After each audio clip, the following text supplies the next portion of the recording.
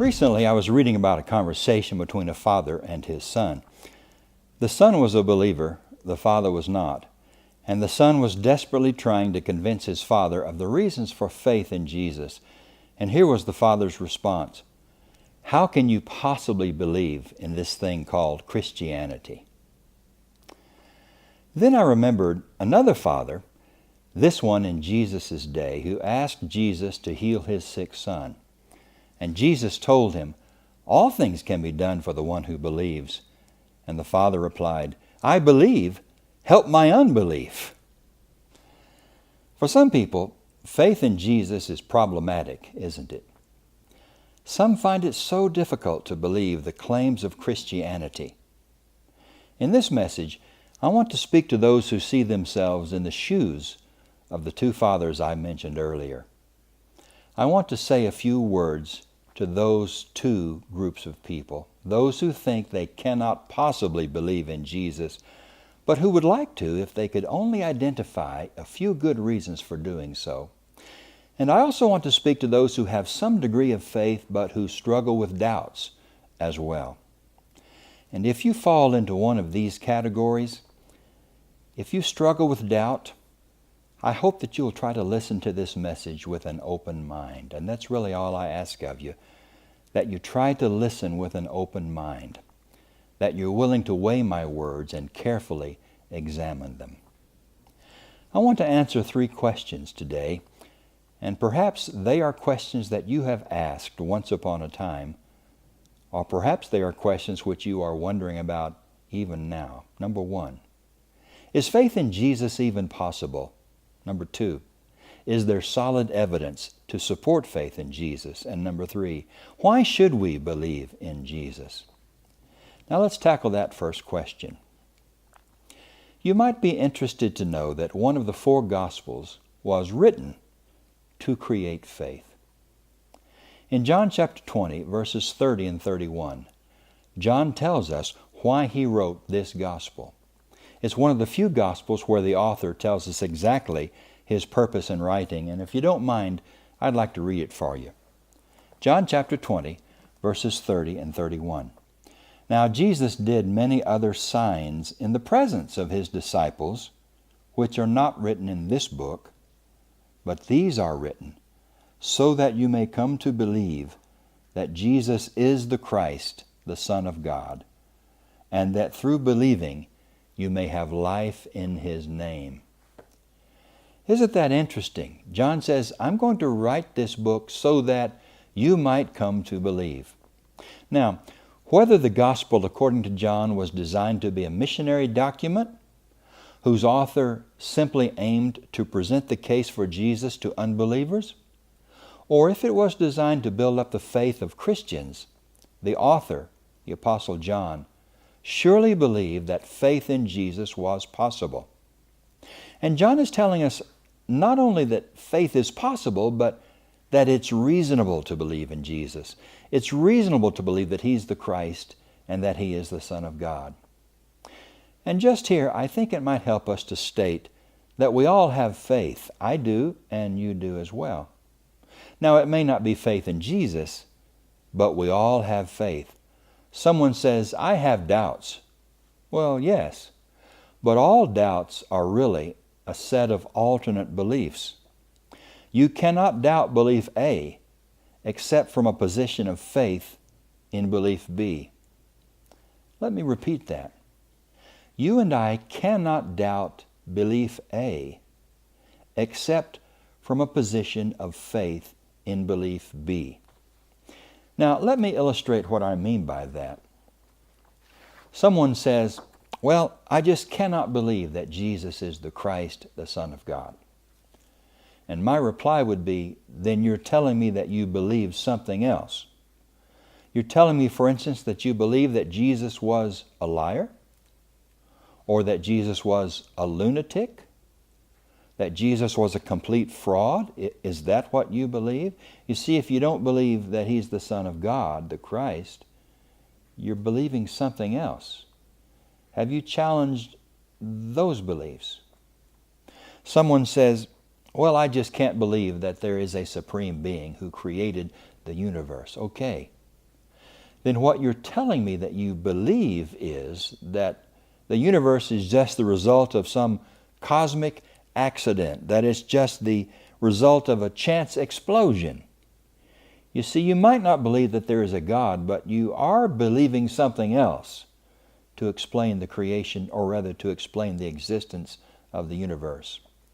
Someone says, I can't believe that the Bible is a book of divine revelation. I can't believe that God really gives us His will in this book. In fact, I don't really believe that the Bible is historically reliable. Okay, that's fair enough. But what do you believe about the Bible?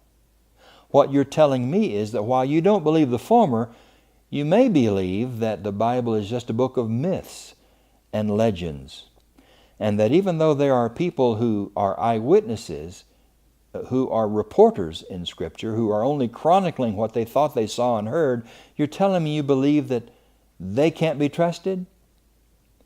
You see, if we don't believe one thing, we are believing another thing. And have we taken the time to challenge the ground of those beliefs?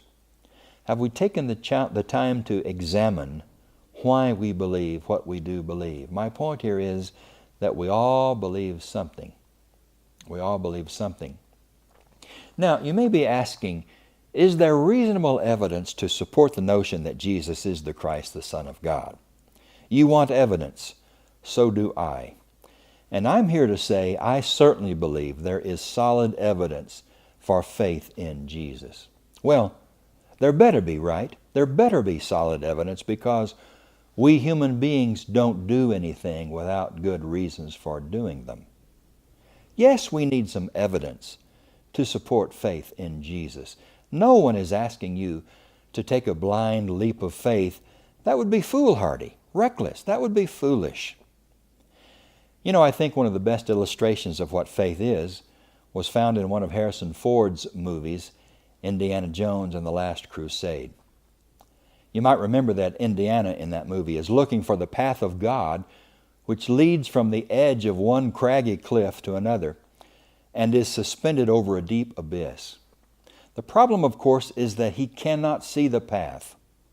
All he can see as he peers over the edge of the cliff is the deep, dark chasm below. He knows that he must take a step forward for the sake of his sick father without seeing what is ahead. Hey, that sounds like faith, doesn't it? Taking a step forward without seeing what is ahead.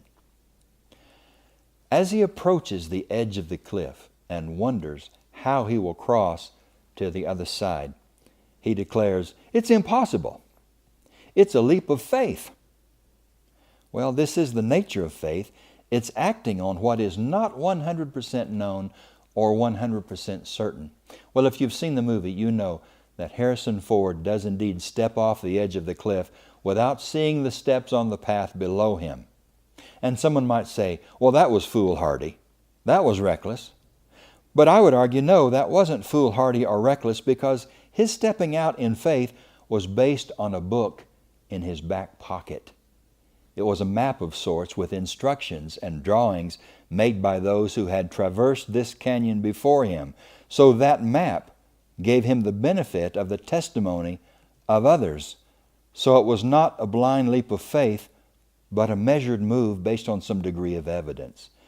And by the way, I like to think about the Bible as just what that map was in the back pocket of Harrison Ford. The Bible is just a map. It's a book of instructions. It's a book of testimony. Here is what witnesses saw and heard and experienced. And when we step out in faith, without seeing the path that is in front of us, we are trusting in the testimony of others who have traversed this path themselves. Well, I still like the definition I heard about faith from long ago by a longtime preacher, Bill Burton, who happened to be a family member. He said, faith is believing and acting upon reasonable evidence. So yes, we need evidence. And surely faith in Jesus is stepping out into a bit of uncertainty, but there is solid evidence to support such a move. John believes that he has convincing proof of the identity of Jesus. And what is it? He talks about signs. These are written so that you may believe, John writes. Well, what is a sign?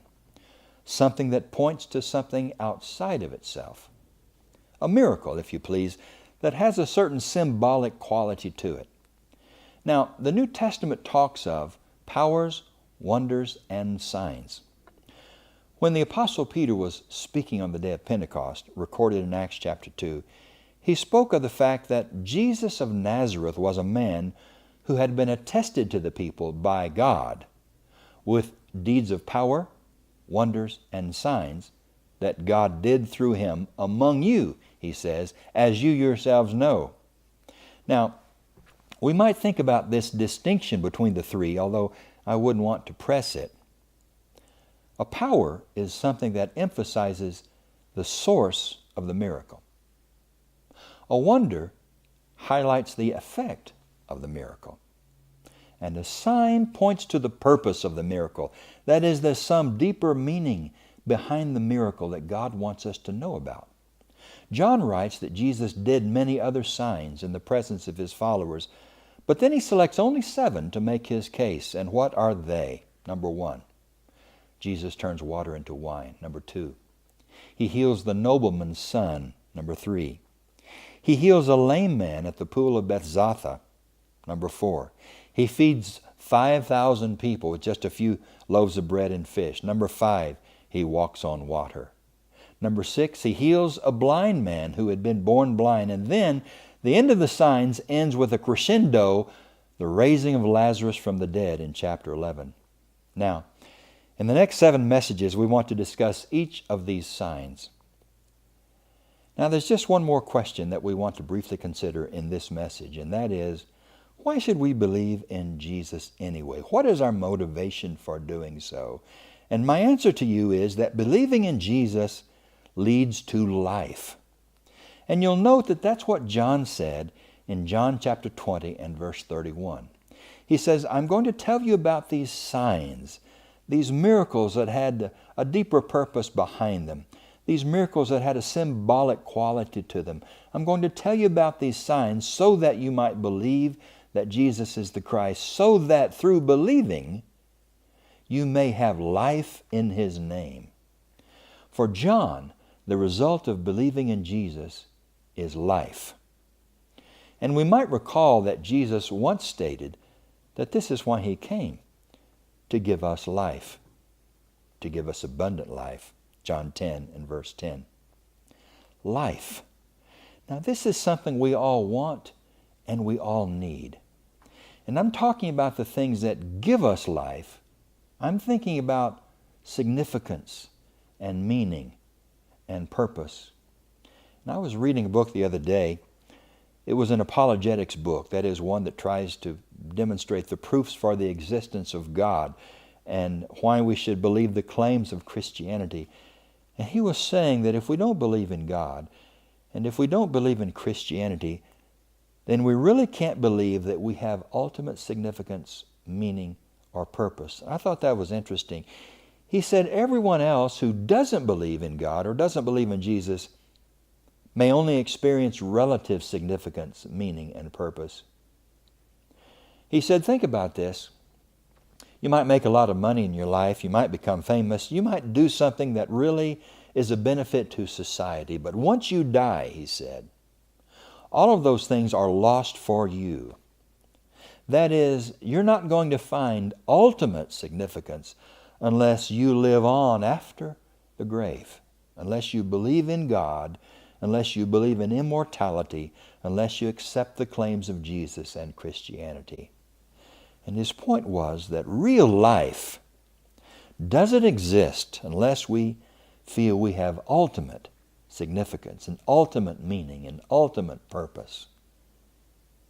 Well, that's the kind of life that Jesus offers.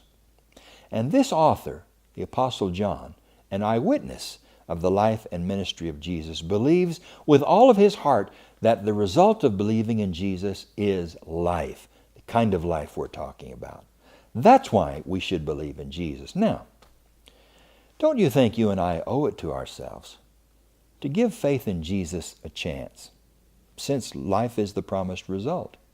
And don't we owe it to ourselves to carefully examine the evidence that John presents in his gospel? And don't we owe it to ourselves to enter into this study of the 7 signs with an open mind? Yes, I believe we do too. And this is my prayer for each of us, that we will try very hard to consider the evidence that John presents with an open mind. We owe ourselves this much. May God bless us all as we begin this examination of the 7 signs in the Gospel of John.